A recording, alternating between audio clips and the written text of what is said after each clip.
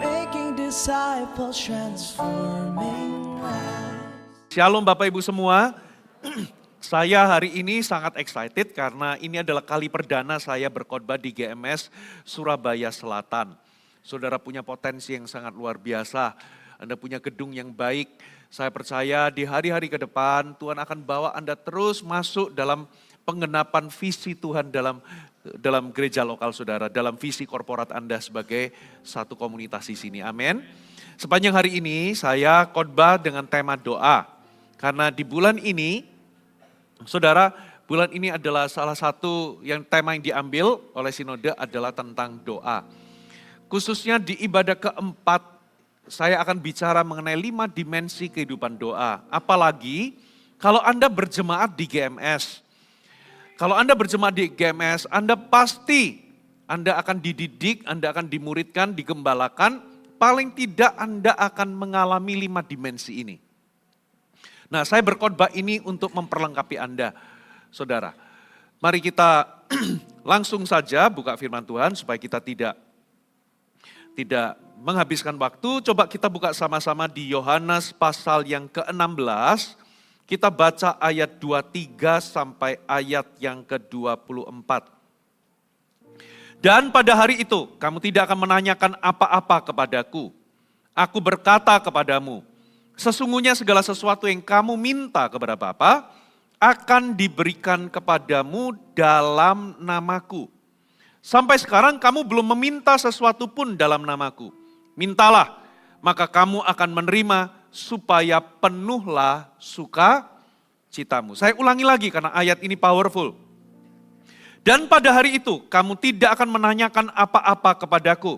Aku berkata kepadamu sesungguhnya segala sesuatu yang kamu minta kepada Bapa akan diberikannya kepadamu dalam namaku. Sampai sekarang kamu belum meminta sesuatu pun dalam namaku. Mintalah. Berarti Tuhan menyuruh kita meminta. Maka kamu akan menerima supaya penuhlah sukacitamu. Jadi di ayat ini Yesus sendiri mewahyukan bahwa Tuhan itu ingin kita berdoa meminta kepadanya. Kenapa saudara? Karena ini adalah janji Tuhan bagi kita dan ini sekaligus adalah privilege buat kita sebagai anak-anak Tuhan. Satu ayat lagi Matius 7 ayat 7 sampai 8 dikatakan, mintalah maka akan diberikan kepadamu. Carilah maka kamu akan mendapat. Ketoklah maka pintu akan dibukakan bagimu. Karena setiap orang yang meminta akan menerima. Setiap orang yang mencari mendapat. Dan setiap orang yang mengetok baginya pintu dibukakan. Kalau memang Tuhan itu sudah tahu sebelum kita meminta, kenapa Tuhan suruh kita meminta? Kalau memang sebelum kita itu berdoa, Tuhan sudah tahu apa yang kita mau doakan atau minta. Kenapa kok Tuhan itu suruh kita meminta? Tuhan suruh kita mencari dan Tuhan suruh kita mengetok. Karena dengan kita minta, mencari dan mengetok, itu adalah ekspresi bahwa kita bersungguh-sungguh. Sekalipun Tuhan sudah tahu apa yang kita minta, tapi apa yang menjadi bukti bahwa kita sungguh-sungguh menginginkan apa yang kita minta, atau kita ini bersungguh-sungguh, adalah dengan cara kita minta. Satu kali kalau saudara punya anak perempuan, saudara itu sudah tahu bahwa pihak yang cowok itu jatuh cinta. Tapi Anda nggak akan serahkan anak saudara sebelum pihak laki-laki minta kepada saudara. Betul atau betul? Karena dengan meminta, sekalipun Anda tahu bahwa yang laki-laki itu jatuh cinta sama anak saudara dan saudara juga tahu bahwa kalau ke depan mungkin kalau saudara sudah setuju atau merestui bakal diokekan, tapi Anda tidak akan melepas anak saudara sampai ada permintaan resmi dari pihak keluarga laki-laki yang datang kepada keluarga saudara untuk meminta, betul ya? Kenapa? Karena itu sebagai ekspresi bukti bahwa kamu serius. Kita serius atau engkau sungguh-sungguh. Jadi sekalipun Tuhan sudah tahu sebelum kita memintanya, tapi Tuhan suruh kita minta, mencari dan mengetok. Karena itu itulah ekspresi atau bukti dari iman bahwa kita betul-betul percaya atau betul-betul menginginkannya. Makanya kita orang Kristen itu punya privilege lebih daripada orang-orang yang tidak kenal Tuhan. Tidak kenal Tuhan yang kita kenal. Karena kita ini bukan hanya kita ini diampuni dosanya, tapi kita juga diangkat sebagai anak. Dan di dalam status kita sebagai anak, Alkitab berkata, saudara, karena kita itu lahir baru, Roh Kudus itu bersaksi bersama dengan roh kita bahwa kita adalah anak Allah. Oleh sebab itu kita bisa berkata, ya Aba, ya Bapa, katakan amin. Dan apa privilege-nya, saudara? Waktu kita jadi anak, saudara, kita itu menjadi ahli waris dari semua janji Allah. Amin, saudara. Dan posisi kita sebagai anak, berarti kita ini juga mewarisi berkat-berkat rohani yang Bapa miliki. Lalu nilai tukarnya apa? Iman, katakan iman.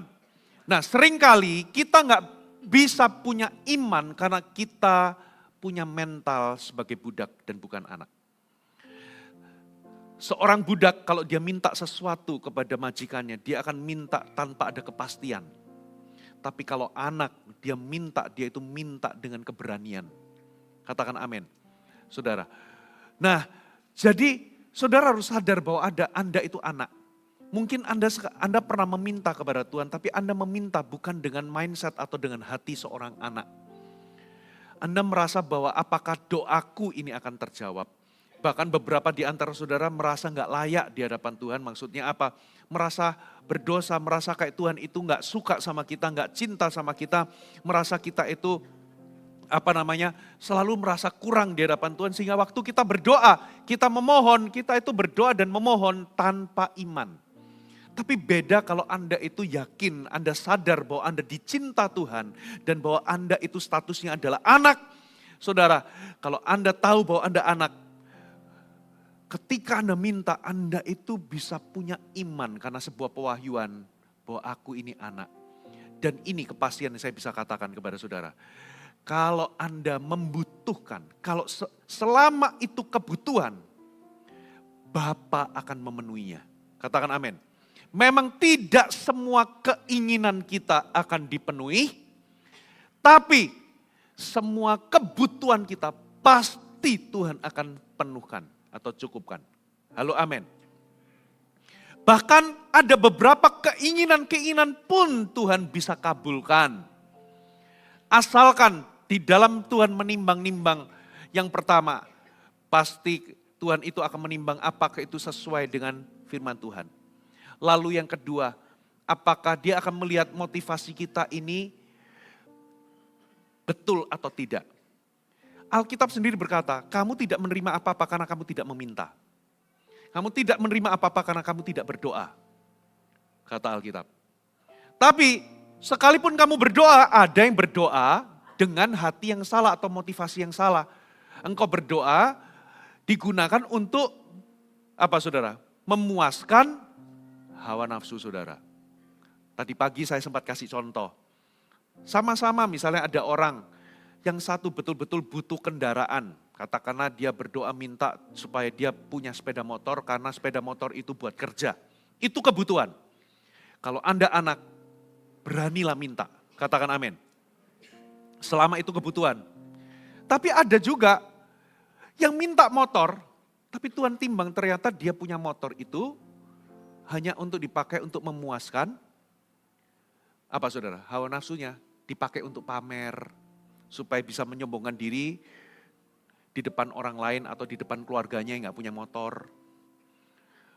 Atau Anda berdoa minta sesuatu untuk memfasilitasi perbuatan dosa.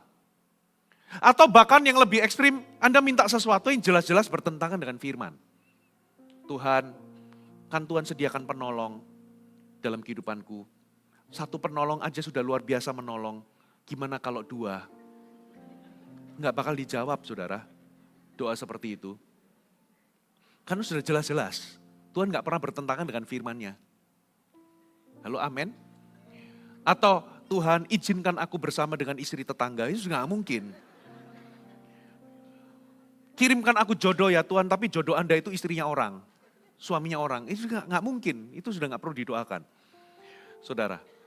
Tapi as long Anda tahu bahwa Anda itu butuh dan itu nggak melanggar hati nurani dan Tuhan melihat bahwa itu betul-betul Anda membutuhkannya, Bapak Ibu, saya percaya semua kebutuhan Anda akan Tuhan cukupkan. Katakan amin. Walau tidak semua keinginan kita akan dipenuhi, tapi kalau itu bicara kebutuhan, Bapa manakah kalau anaknya butuh makan ikan, butuh telur, Bapak itu akan kasih kalajengking atau ular, saudara. Apalagi Bapamu di surga, kalau Bapa yang di dunia yang jahat tahu memberi pemberian yang baik kepada anak-anaknya, apalagi Bapamu yang di surga. Salah satu kitab Injil mengatakan ia akan memberikan yang baik kepada yang meminta. Amin. Jadi meminta itu tidak salah. Saudara, meminta, saudara sebagai anak Bapa, anak Tuhan, kita datang dan meminta, bahkan satu firman dikatakan begini, janganlah engkau khawatir akan apapun juga, tapi nyatakanlah segala permohonanmu itu di dalam doa dan ucapan syukur. Nyatakan itu dalam permohonan. Maka damai sejahtera Allah akan, jadi ternyata salah satu tindakan iman yang Anda bisa lakukan untuk mendatangkan damai sejahtera waktu Anda khawatir, itu adalah Anda berdoa meminta. Bawa semuanya dalam doa. Kalau Anda lagi khawatir, itu adalah sebuah alarm untuk Anda berdoa. Ketika Anda berdoa, kekhawatiran itu akan lenyap karena Tuhan ngomong, bawa itu dalam bentuk permohonan dan ucapan syukur. Dari mana saya bisa tahu doa Anda itu dengan iman atau bukan? Sederhana. Iman itu selalu berterima kasih dulu sebelum melihat jawaban doa. Halo, amin. Walaupun doanya belum datang tapi dia sudah bersyukur, terima kasih ya Tuhan, aku sudah menerima. Karena apa? Iman adalah bukti dari segala sesuatu yang belum kita lihat. Saya kasih contoh. Kalau saudara beli sepeda motor atau beli kulkas. Ternyata ini kulkas, ini itu masih jenis yang baru. Sehingga waktu Anda beli, Anda sudah lunas, Anda sudah dikasih kwitansi atau risitnya, saudara. Tapi ternyata kulkasnya itu baru dikirim 1 minggu kemudian. Saya mau tanya, Anda pulang, Anda itu khawatir nggak Anda nggak punya kulkas? Nggak khawatir. Anda pulang itu sebagai orang yang sudah punya kulkas, betul nggak? Tapi kulkasnya ada nggak di rumah? Nggak ada. Loh, dari mana Anda yakin Anda sudah punya kulkas? Anda sudah punya bukti, kwitansi atau risit. Bukti itulah iman. Faith is the evidence. Munculnya iman di hati, itulah bukti bahwa Anda sudah mendapatkan apa yang Anda doakan. Makanya kalau Anda berdoa minta sesuatu, percayalah Anda sudah menerimanya, maka itu akan diberikan kepadamu. Katakan amin. Saudara, jadi iman itu bersyukur dulu sebelum melihat jawaban doa. Kalaupun belum datang, terima kasih ya Tuhan, jawaban doa lagi on the way. Amin saudara. Ketika Anda beli makan, katakanlah pakai apa itu namanya, online, kiriman online. Ya saudara saudara bayar, gini pesen ayam goreng 3 ya. Lalu begitu selesai, Anda ucapkan apa? Terima kasih ya Pak. Ayamnya sudah datang belum? Belum. Tapi Anda sudah ucapkan terima kasih. Kenapa Anda ucapkan terima kasih? Karena Anda yakin betul, walaupun Anda belum lihat sekarang, tapi jawaban doamu sudah on the way. Katakan amin. Nah, itu dimensi pertama. Jadi, jangan takut untuk minta. Karena apa? Tuhan sendiri, Yesus sendiri mengajarkan, mintalah supaya sukacitamu, mintalah maka akan diberikan supaya sukacitamu menjadi penuh. Yang kedua, dimensi kedua. Anda belajar sesuatu, amin. Yang pertama itu adalah kebutuhan. Ya, yang pertama kebutuhan, coba munculkan. Yang yang kedua adalah kehendak. Katakan kehendak. Nah, kalau yang pertama, dimensi pertama dari doa adalah Anda meminta. Setiap kali Anda datang dalam hadirat Tuhan, Anda bawa permohonan saudara. Kuncinya Anda harus tahu bahwa Anda itu anak dan Anda harus belajar untuk percaya. Percayalah bahwa engkau menerimanya, maka itu akan diberikan kepadamu. Ujilah hatimu, jangan sampai motivasi hati kita salah. Lalu yang kedua, dimensi kedua adalah kehendak. Maksudnya apa? Di titik ini, Anda berdoa untuk mencari tahu. Di titik ini Anda bergeser lebih dalam, Anda datang di hadirat Tuhan bukan berdoa untuk memberitahu kebutuhan Anda, tapi di titik ini Anda datang untuk mencari tahu apa yang menjadi kehendak Tuhan. Nah, itulah sebabnya doa itu menjadi hidup kalau doa itu tidak satu arah saja.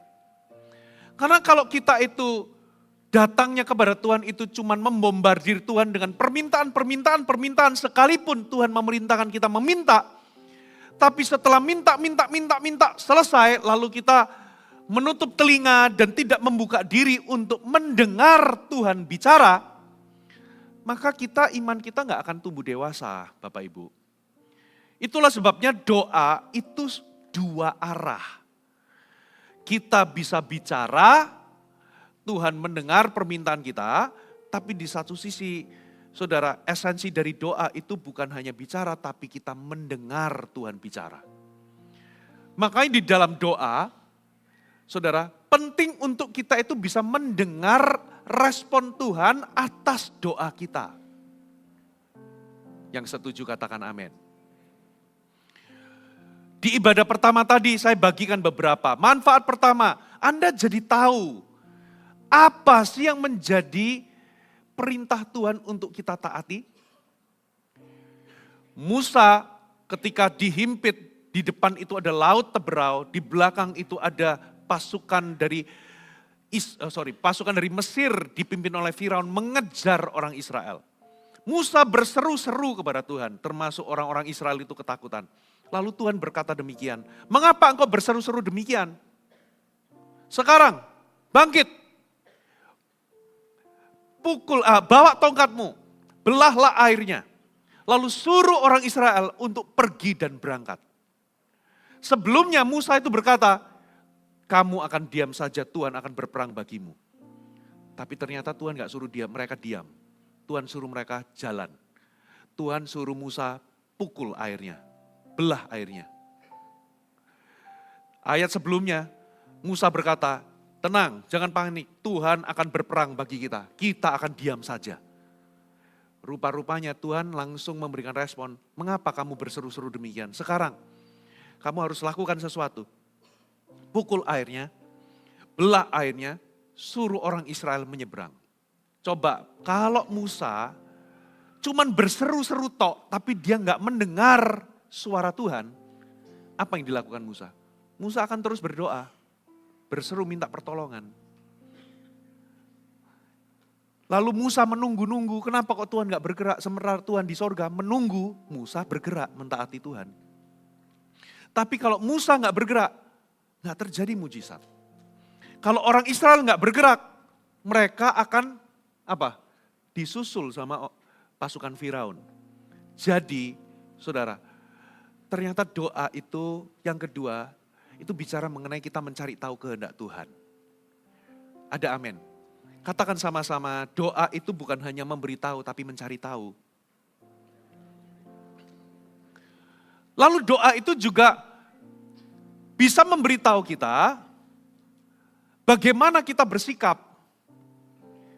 Rasul Paulus sudah berdoa 3 kali minta supaya utusan iblis itu mundur daripadanya.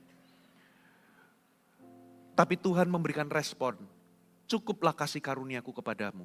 Berarti Tuhan itu, saudara, mengizinkan untuk utusan iblis itu menggocok dia. Utusan iblis ini apa sih?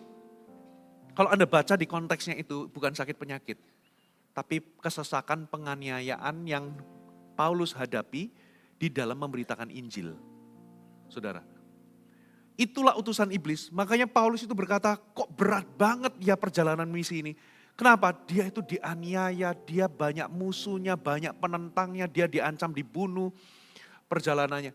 Jadi itulah utusan iblis yang menggocok dia. Menggocok itu sesuatu yang terus menerus konsisten, gak berhenti-berhenti. Itu digocok, saudara. Dia sudah berdoa supaya apa? Utusan iblis itu mundur. Tapi Tuhan berkata, cukuplah kasih karuniaku. Setelah itu Rasul Paulus berhenti berdoa minta utusan iblis itu mundur. Tapi dia berkata, karena itu aku rela dan aku senang di dalam kesesakan, di dalam penderitaan, di dalam penganiayaan karena Kristus. Karena apa? Ketika aku lemah, maka aku kuat. Ketika aku lemah, maka kuasa Tuhan akan turun dengan sempurna. Halo, amin. Jadi rupa-rupanya ketika kita itu mendengar suara Tuhan, di dalam doa, ketika kita mencari tahu kehendak Tuhan, saudara, kita itu bisa tahu bagaimana kita itu harus bersikap. Amin, saudara. Nah, di ibadah pertama tadi saya bagikan ada yang namanya serenity prayer. Yang pertama, itu bunyinya begini, berikan aku keberanian untuk mengubah apa yang bisa aku ubah. Tapi yang kedua, berikan aku kerelaan untuk aku bisa menerima apa yang aku tidak bisa ubah. Yang ketiga, berikan aku hikmat untuk bisa membedakan keduanya. Ada hal-hal tertentu bisa diubah ketika kita berdoa. Tapi mungkin ada juga hal-hal tertentu itu tidak mungkin berubah. Saudara, contoh, ya, kepribadian dasar itu mungkin gak akan berubah. Beberapa Anda diciptakan sebagai orang stabil, misalnya. Mungkin karena pekerjaan atau Anda ikut CG, Anda dilatih jadi pemimpin. Mungkin situasional ketika Anda memimpin, Anda bisa kelihatan seperti orang dominan. Tapi begitu Anda pulang ke rumah, Anda jadi apa adanya, siapa diri Anda aslinya. Saudara, itu mungkin gak berubah. Nah, saudara mau berdoa gimana pun jengking-jengking Tuhan, itu mungkin gak akan berubah. Tapi karakter bisa diubah. Halo, amin. Nah, ada hal-hal tertentu gak bisa diubah. Contoh, kalau Anda lahir sebagai orang Batak misalnya. Lalu Anda berdoa, Tuhan, aku mau jadi orang Afrika. Gak bisa.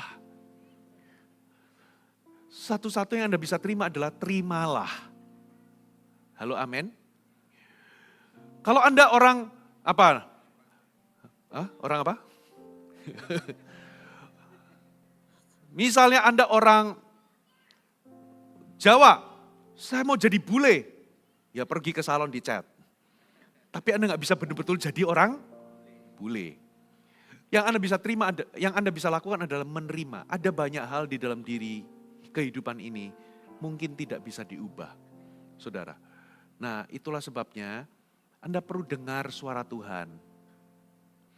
Kalau misalnya Paulus gak dengar suara Tuhan, maka dia akan terus berdoa.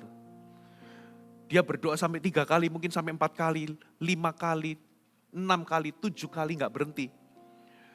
Makanya penting kita mendengar respon Tuhan. Amin, saudara. Lalu di dalam apa lagi? Salah satu contoh ya. Coba kita buka Mazmur pasal yang ke-105 ayat 16 sampai 19. Ya, ini Yusuf. Coba perhatikan. Ketika ia mendatangkan kelaparan ke atas negeri itu dan menghancurkan seluruh persediaan makanan, diutusnyalah seorang mendahului mereka. Siapa? Yusuf yang dijual menjadi budak. Mereka mengimpit kakinya dengan belenggu. Lehernya masuk ke dalam besi. Sampai, katakan sampai. Saat firman-Nya sudah genap dan janji Tuhan membenarkannya.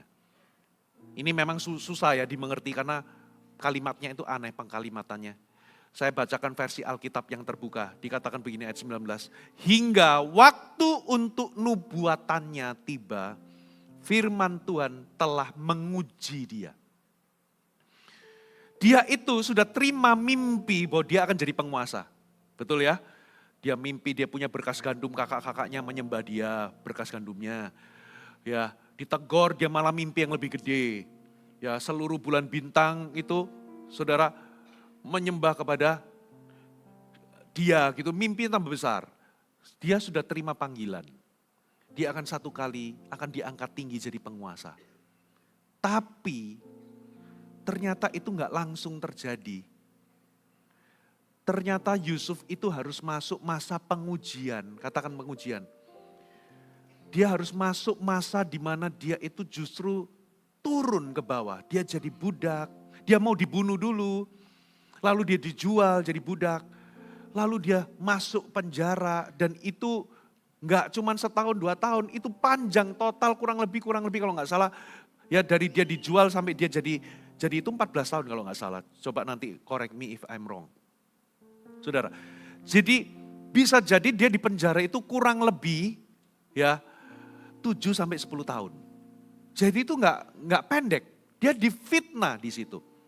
Sampai kata Alkitab, nubuatannya digenapi dan firman Tuhan itu menguji dia. Atau firman Tuhan telah menguji dia sampai dia lulus. Berarti saya mau tanya, kalau Anda jadi Yusuf, dia berdoa enggak minta dia dilepaskan dari penjara? Pasti dia doa. Pasti dia doa, dia pasti mohon-mohon. Lepaskan aku.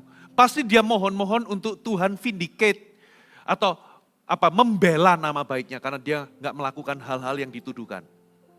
Tapi Tuhan enggak dengar, seolah-olah Tuhan diam, Tuhan enggak memberikan jawaban doa. Enggak dibebaskan. Dia tetap harus menjalani masa-masa itu. Nah disitulah saudara, kalau Yusuf itu saudara enggak betul-betul kenal Tuhan, mungkin dia di penjara sudah bunuh diri. Hidupnya pahit banget, kakak-kakaknya mau bunuh dia. Dia dijual jadi budak. Dia sudah hidup benar, dia melakukan yang terbaik, dia malah difitnah. Lalu di dalam penjara dia tolong orang menafsirkan mimpinya orang. Yang satu memang digantung, yang satu dilepas. Dia ngomong ingat aku ya. Dia dilupakan berapa tahun itu. Saudara, di titik itu mana Tuhan? Dia pasti berdoa minta dilepaskan. Tapi kenapa kok dia malah dilupakan? Ternyata saudara, sometimes ketika kita berdoa, ada masa-masanya kita diminta untuk menunggu. Katakan menunggu. Di mana kita itu harus menanti dengan sabar. Ada amin, saudara? Nah, kalau Anda itu tipenya itu cuma minta, tapi Anda nggak pernah mencari tahu apa sih rencana Tuhan di balik ini. Anda merasa ini sudah terlambat. Kalau Anda nggak minta pengertian daripada Tuhan, Bapak Ibu, Anda bisa putus asa, merasa Tuhan itu nggak peduli atau tidak mendengar doa saudara. Tengok kanan kiri, jawaban doamu sedang on the way. Amin.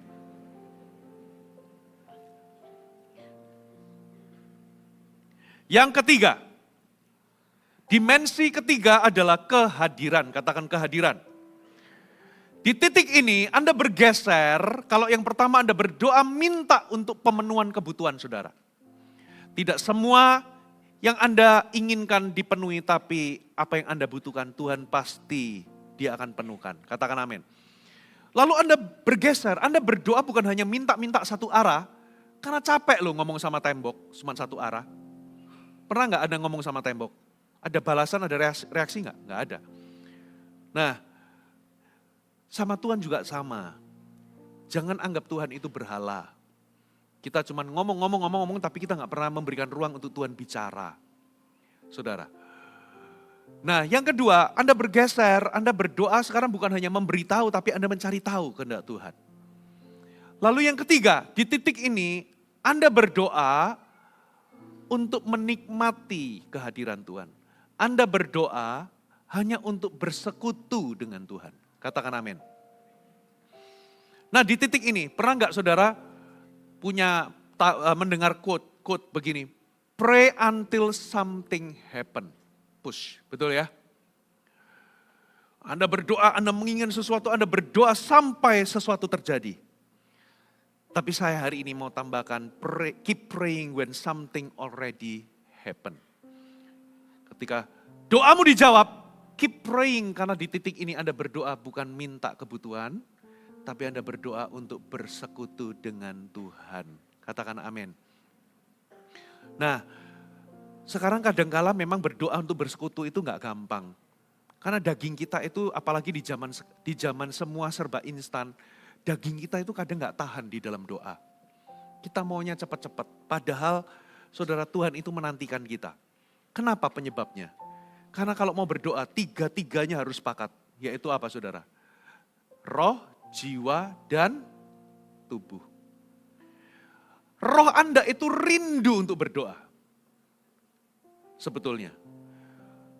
Tapi jiwa saudara nggak mood. Makanya roh itu harus sepakat. Jiwa harus sepakat sama roh. Katakan amin. Tapi kadangkala roh sudah rindu, jiwanya sepakat, tapi tubuhnya nggak sepakat. Ngantuk. Ya. Tapi anyway ya, kalau Anda tiap kali dengar khotbah, kalau ngantuk, setiap kali dengar khotbah ngantuk, Anda perlu berdoa pelepasan, saudara. Saya serius loh. Kalau Anda setiap kali dengar khotbah atau baca Alkitab, setiap kali selalu ngantuk, ada pekerjaan setan di situ. Tengking, minta didoakan atau Anda doa sendiri. Tapi kalau misalnya Anda kelelahan, kurang tidur, lalu Anda datang ke kebaktian, lalu ngantuk, sekali-sekali wajar. Tapi kalau anytime, tiap kali masuk firman atau tiap kali baca Alkitab, itu ngantuk gak tahan, sudah diganjel kopi, masih ngantuk. Saudara, biji kopinya diganjel di matanya. Itu masih ngantuk. There is something, itu pasti ada oknum yang tidak kelihatan, yang mencoba untuk Anda gak bisa konsentrasi sama firman. I tell you, coba cek ya. Dan sering orang-orang yang punya dalam kadar tertentu, ada pekerjaan setan dalam kehidupan orang itu. Biasanya ciri-cirinya mirip kalau mau khotbah ngantuk. Saudara. Atau baca firman susah konsentrasi. Itu ada pekerjaan setan, saudara. Tapi saya nggak ngomong, kalau sesekali Anda capek ngantuk, oh ada setan gitu, jangan gitu. Ini untuk diri sendiri, Anda evaluasi. Ya, saya sampai mana kok ngomong ini? Nah, tubuh harus sepakat. Untuk berdoa, mau menyembah Tuhan, mau berdoa, roh itu penurut, roh itu rindu. Tapi kadangkala jiwa kita itu nggak mood. Pertanyaannya, bagaimana iblis itu bisa mencuri kehausan dan kelaparan di dalam jiwa kita? Roh kita itu selalu haus dan lapar. Roh kita itu selalu haus dan lapar. Tapi masalahnya jiwa kita itu loh, yang gak nurut, gak sepakat. Caranya adalah dengan kita itu, iblis itu memberikan kita itu banyak perkara duniawi. Sehingga kita gak ada lagi selera untuk bersekutu dengan Tuhan. Saya sering tanya di beberapa gereja lokal, saudara. Saya mau tanya, nonton drama Korea itu dosa apa tidak? Jawab dengan tegas. Nah iya kan, mulai ragu-ragu. Nonton drama Korea itu dosa atau tidak? Ya, nggak dosa, beneran. Nggak dosa. Tapi kalau saudara nonton sehari itu 10 jam, selama seminggu, tiap hari modelnya begitu. No wonder, saudara nggak punya selera baca Alkitab. Anda nggak punya selera bersekutu dengan Tuhan, berdoa, nggak punya selera. Kenapa? Jiwamu sudah terlalu kenyang dengan entertainment. Do you mudeng? Jadi kalau misalnya saya mau diajak seseorang makan steak, apalagi steak itu salah satu makanan favorit saya, salah satu, enggak melulu. Satu kali saya pernah diajak makan steak sama orang yang waktu di Jakarta, ini saya sudah kenal. Nah kalau enggak dikenal biasanya saya mengenyangkan perut saya dulu supaya apa? Masa baru kenal, apalagi mengundang hamba Tuhan, biasanya apa? Yang dibutuhkan itu telinganya. Supaya saya bisa dengar dan berkomunikasi, bukan sibuk makan. Tapi karena ini, wow Pastor Puji mau ulang tahun dan tak. Jadi dibawa ke steak. Nah, sepanjang siang itu saya ditawarin pisang goreng, saya tolak. Dikasih roti, saya tolak. Jajan ini, jajan itu saya tolak. Karena saya mau sekosong mungkin nanti waktu makan steak. Sampai makan steak kadang ada makanan pembukanya, ada rotinya, dicocolin olive oilnya atau apa. Saya nggak makan, walaupun lapar saya nggak akan makan banyak-banyak rotinya. Kenapa? Kalau makan kebanyakan roti nanti begitu steaknya datang, sudah nggak nafsu makan. Kenapa? Sudah terlalu kenyang. Nah, beberapa di antara saudara kehilangan selera untuk bersekutu dengan Tuhan. Kenapa saudara? Karena kebanyakan jajan. Saudara. Sehingga main course-nya yaitu persekutuan dengan Tuhan atau firman Tuhan, Anda sudah nggak ada selera. Kenapa? Karena jiwamu sudah terlalu kenyang dengan drama Korea. Betul atau betul? Nah saudara. Nah makanya seringkali roh, jiwa, tubuh itu nggak pernah sepakat. Roh itu penurut, kepengen berdoa roh itu. Tapi jiwanya sudah tarikan antara drama Korea dengan berdoa. Plus tubuhnya itu ngantuk, capek. That's why, saudara kalau Anda mau berdoa, saya dulu kalau latihan berdoa, saya jarang berdoa itu sambil tiduran begini loh. Kenapa? Pasti aminnya besok pagi. Saya berdoa berbahasa roh itu sambil jalan-jalan. Sampai saya hafal itu ada tembok dan tembok saya merem, nggak nabrak. Kenapa? Sampai saya hafal angkanya. Saya bahasa roh, mondar-mandir, berdoa. Kenapa? Kalau saya berlutut aja begini, bisa ketidur saudara. Kadang gini tuh udah langsung mimpi kemana gitu. Saudara, makanya supaya nggak ngantuk, saya cuci muka. Karena saya harus, tubuh ini yang harus nurutin roh. Nggak enak, harus paksa. Ya udah doanya, berbahasa lidah itu sambil jalan-jalan. Kadang kalau ngantuk baca Alkitab sambil gini. Oke, kadang taruh berlutut. Jangan baca Alkitab sambil tiduran, selonjorin, jangan. Kenapa? Pasti gini loh, kluk gitu. Saudara, lawan. Halo amin? Saudara, nah kalau Anda sudah sepakat, Bapak Ibu. Jadi gini loh, sometimes, kadangkala begini saudara. Sometimes kadang Tuhan itu akan menarik kita. Pernah enggak tiba-tiba Anda itu waktu nonton TV atau waktu pulang, tiba-tiba Anda itu kayak dibuat rindu untuk bersekutu sama Tuhan. Itu Tuhan itu menarik hatimu. Turuti. Tapi ada momen-momen Tuhan itu diam. Enggak menarik kita sama sekali. Di titik itulah sebetulnya Tuhan ingin melihat.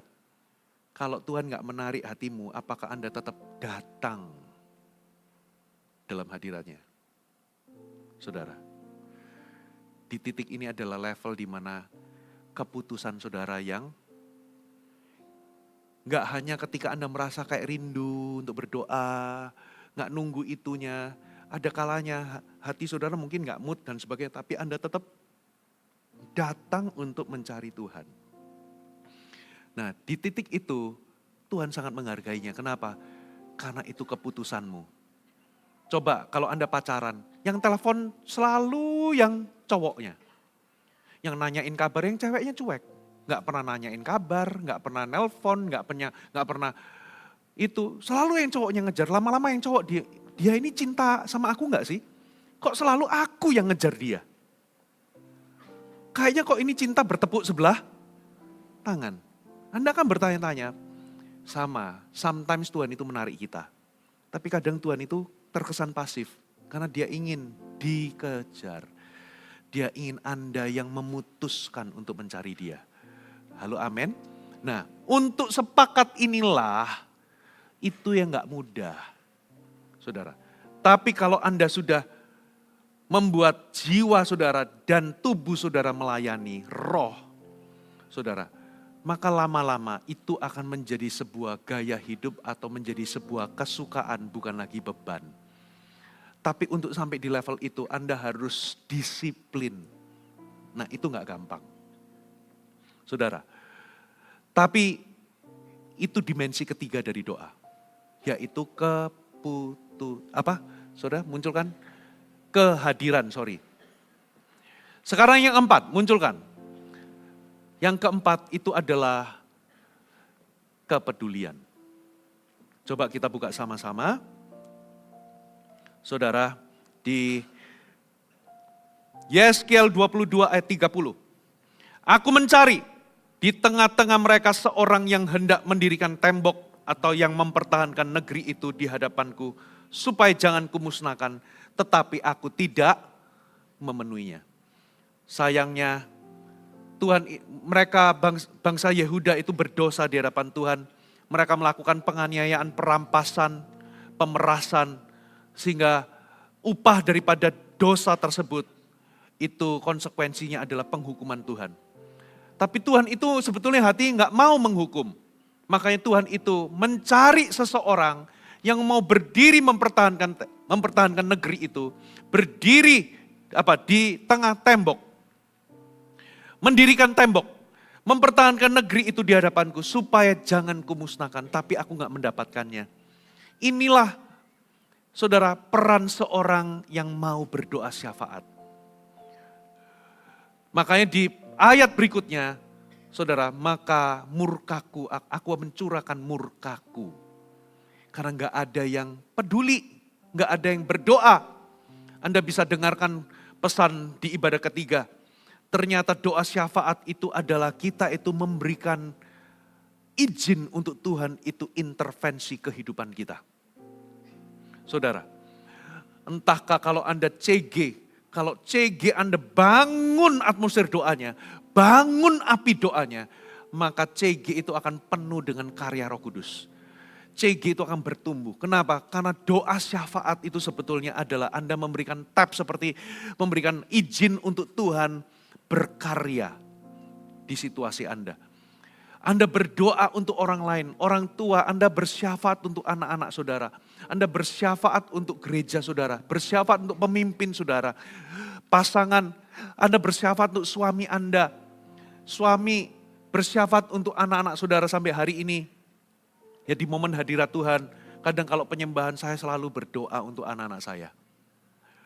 Di tengah hadirat Tuhan atau di tengah perjamuan kudus atau lagi ministry time. Misalnya di tengah-tengah ministry time ketika seorang hamba Tuhan, misal Pastor Philip pelayanan, di tengah-tengah itu ketika saya menikmati, saya selalu nyelipkan, saya selalu bersyafaat untuk anak-anak saya. Saudara, Anda harus berdoa, katakan amin. Tuhan itu berkuasa, dia bisa berdaulat, tapi saudara Tuhan itu mencari seseorang. Elia itu sudah dapat pernyataan bahwa Tuhan akan turunkan hujan. Kalau memang Tuhan mau turunkan hujan, ya langsung aja Tuhan turunkan hujan. Tapi yang dilakukan Elia naik ke atas bukit Gunung Karmel. Dia berlutut 7 kali, berdoa dengan sungguh-sungguh sampai hujan, sampai ada awan sekepal tangan datang dan tiba-tiba hujan deras datang. Saudara, Tuhan berkehendak, tapi butuh seseorang berdoa syafaat untuk kehendak Tuhan tersebut terjadi. Amin. Nah di titik ini, itu levelnya dimensi di mana Anda peduli. Anda gak berdoa untuk diri Anda sendiri, saudara, tapi Anda berdoa untuk orang lain. Makanya di dalam CG, saudara, kalau Anda itu naik, paling tidak kalau Anda itu naik jadi sponsor, Anda gak jadi member. Salah satu tugasnya sponsor itu dimulai dari Anda setia mendoakan member-membernya. Salah satu fungsi CGL juga harus berdoa untuk pertumbuhan rohani member-membernya atau sponsor-sponsornya. Katakan amin. Jadi sebetulnya Bapak Ibu, banyak orang itu berkata, aku gak bisa jadi CGL. Aku gak pandai bicara. Aku gak pandai begini-begini. Bapak Ibu, yang mempengaruhi keberhasilan seorang CGL, itu adalah yang pertama hubungan pribadinya dengan Tuhan. Sampai ada yang zaman dulu itu ada buku ledakan kelompok sel. Itu sampai meneliti yang saat teduhnya 15 menit dengan yang saat teduhnya 30 menit. Itu yang saat teduhnya lebih lama, itu punya probabilitas memultiplikasikan kelompok selnya itu jauh lebih besar daripada yang tidak berdoa atau bahkan daripada yang doanya itu cuma 15 menit atau bahkan yang gak berdoa. Jadi ternyata keberhasilan kita menjadi pemimpin kelompok kecil itu adalah terletak pada hubunganmu dengan Tuhan.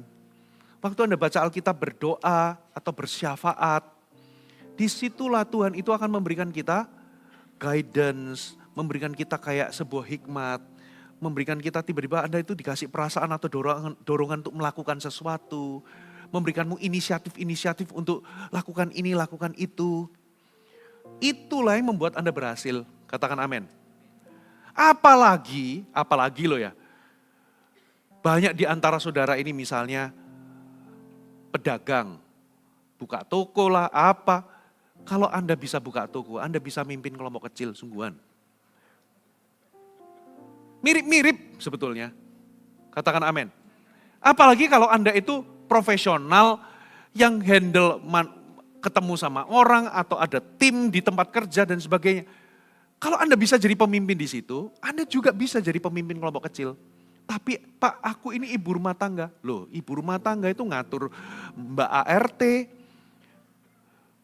ngatur ini, ngatur anak, betul nggak?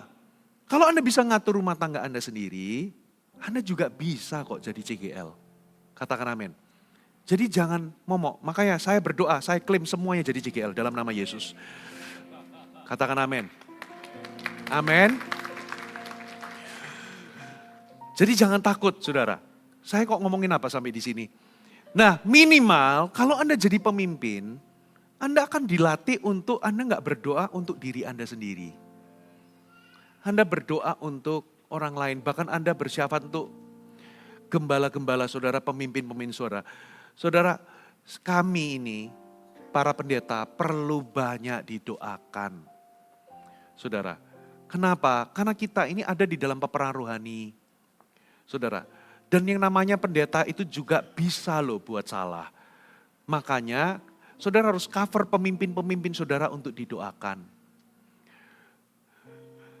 Jadi di level ini kehidupan doa Anda nggak lagi berpusat kepada diri Anda, kebutuhan Anda, persoalan Anda.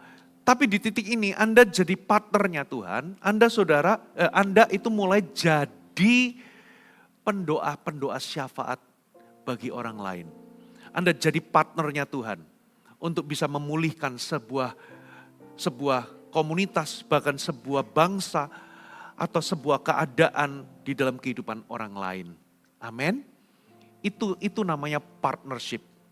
Yang terakhir, munculkan K yang kelima. Itu namanya kemenangan. Katakan kemenangan. Nah ada satu, saudara, dimensi doa itu namanya doa peperangan. Apa artinya doa peperangan? Berarti di titik ini Anda bukan hanya bersyafaat untuk orang lain, tapi di titik ini Anda berdoa untuk menentang, untuk melawan dan menghancurkan segala aktivitas dan pekerjaan setan di sebuah wilayah, di sebuah tempat atau dalam kehidupan pribadi Anda termasuk dalam kehidupan pribadi orang lain. Itu namanya doa peperangan rohani.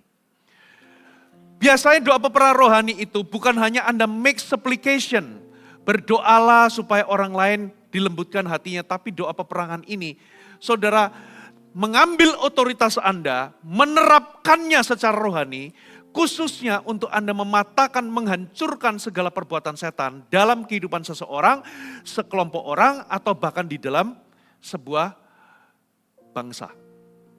Saudara, itu namanya doa peperangan. Alasannya kemana? Jadi kita berdoa peperangan itu bukan untuk menang, tapi di dalam kemenangan. Yaitu kemenangan Yesus di atas kayu salib. Tapi setan itu memang belum dihukum. Jadi setan hari ini itu masih bisa bekerja dan salah satu pekerjaannya itu adalah dia ingin membutakan, deceptionnya itu bukan lagi maut. Sehingga sengatnya bukan lagi maut, tapi sekarang karena dia sudah kalah, dia sudah dikalahkan oleh Yesus. Yesus sudah menang lewat kematiannya di atas kayu salib, katakan amin. Sehingga apa yang sekarang dia terbaik yang dia bisa lakukan adalah dia ingin menyeret sebanyak mungkin orang untuk masuk ke jurang maut bersama dengan dia nanti di penghukuman kekal. Makanya dia hari ini bekerja untuk menipu melalui deception atau penipuan. Dia bekerja itu lewat banyak hal, saudara. Nah, siapa yang diberikan otoritas? Gereja. Karena gereja, di atas batu karang ini aku mendirikan gerejaku dan alam maut tidak dapat menguasainya. Katakan amin. Apapun yang kau ikat di muka bumi ini akan terikat di sorga. Apa yang kau lepaskan akan terlepas di sorga. Apa yang kau kunci, ada satu terjemahan itu lock and unlock. Berarti itu bicara mengenai authority. Ya pada zaman itu orang yang pegang kunci Daud pada zaman itu zaman siapa sih? Nabi siapa? Ada seseorang itu yang jadi kepala rumah Allah. Dia itu punya kunci, dia berhak, siapa yang masuk ke istana, siapa yang masuk ke benteng, dialah pemegang otoritasnya di kota Daud. Siapa yang boleh ketemu sama raja, siapa yang gak boleh, siapa yang bisa ke dapur, siapa yang bisa lihat perlengkapan gudang persenjataan. Dia pegang kunci, berarti dia punya otoritas atas akses dari istana Daud. Itulah yang namanya pemegang kunci Daud. Kalau dia buka gak ada yang bisa tutup, kalau dia tutup gak ada yang bisa buka. Nah satu kali saya ke Kupang kemarin, habis sesi sampai malam, waduh ada lawatan gini-gini, terus kita pergi makan ke restoran seafood. Itu sudah telat banget, saya tanya kok gak tutup kah? Oh tenang aja, ternyata yang nganterin itu yang punya restoran. Ya, gak ada yang berani tutup karyawannya. Yang pegang kunci Daud di sini. Kalau dia nutup gak ada yang bisa buka. Kalau dia buka gak ada yang berani nutup. Itu namanya pemegang otoritas. Halo amin. Nah ketika kita itu berdoa, ternyata Tuhan itu memberikan kita otoritas untuk mengikat dan melepaskan. Dan otoritas itu di dalam nama Yesus kita pakai untuk membatasi, membatalkan, menghancurkan segala perbuatan setan. Ingat, setan itu bekerja untuk membutakan mata orang sehingga mereka tidak bisa melihat terang Injil. Mereka dibutakan oleh ilah-ilah zaman ini. Pekerjaan setan, saudara, itu real. Itulah sebabnya gereja harus masuk di dalam otoritas ini untuk melakukan peperangan rohani. Anda juga bisa terapkan itu untuk keluarga Anda. Kalau keluarga Anda under attack, saudara, anak-anak saudara di masa-masa remaja, iblis ingin mencuri, membunuh, membinasakan anak saudara lewat pergaulan, lewat ini, lewat media dan sebagainya. Anda orang tua harus bukan hanya berdoa syafaat, tapi berperanglah. Pertahankan, gunakan otoritasmu, saudara. Nah, itulah sebabnya kenapa Anda gak ngerti tentang peperangan rohani? Karena Anda gak ikut CG. Nah, yang batuk-batuk itu tersindir. Enggak. Just kidding. Ikut CG, karena apa? Karena kita kan dilatih untuk mengalami semua dimensi 5K tadi. Coba munculkan 5K ini. Saudara, dari Anda minta untuk kebutuhan saudara, mencari tahu kehendak Tuhan, Anda dilatih untuk bersekutu dengan Tuhan, Anda peduli dan bersyafaat untuk siapapun, dan Anda juga akan dibawa masuk di dalam peperangan rohani, katakan amin. Saudara, nah dengan ini Anda akan punya kehidupan doa itu gak cuma minta, no. Tapi Anda punya kehidupan doa itu sangat utuh dan gereja ini melatih semua orang untuk Anda bisa mengalami 5 dimensi ini, katakan amin. Jadi moral of the story point yang kelima, pulang dari tempat ini yang belum ikut CG, langsung sign up, ikut CG. Katakan amin. Yang belum memutuskan, jadi masih di CG itu belum committed, putuskan untuk aku committed di dalamnya. Jangan cuma sekedar hadir, beda loh. Anda hadir dengan Anda tinggal dalam komunitas itu lain. Ada orang itu bisa hadir, setiap minggu hadir, tapi dia cuma setor muka. Dia nggak belong to the community. Dia nggak membuka diri untuk diarahkan. Dia nggak truly betul-betul menjadi bagian atau menjadi anak.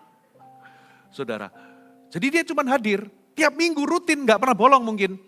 Tapi ada jarak. Saudara, dia menutup diri. Jangan, bukan itu maksud dari CG. Saudara, CG itu Anda harus bersedia untuk dimuridkan. Katakan amin. Nanti disitulah saudara, Anda akan nanti secara gak sadar ya, 5 hal ini saudara akan dibawa. Sehingga doa saudara tidak lagi monoton. Mari tutup Alkitab kita, mari kita bangkit berdiri sama-sama.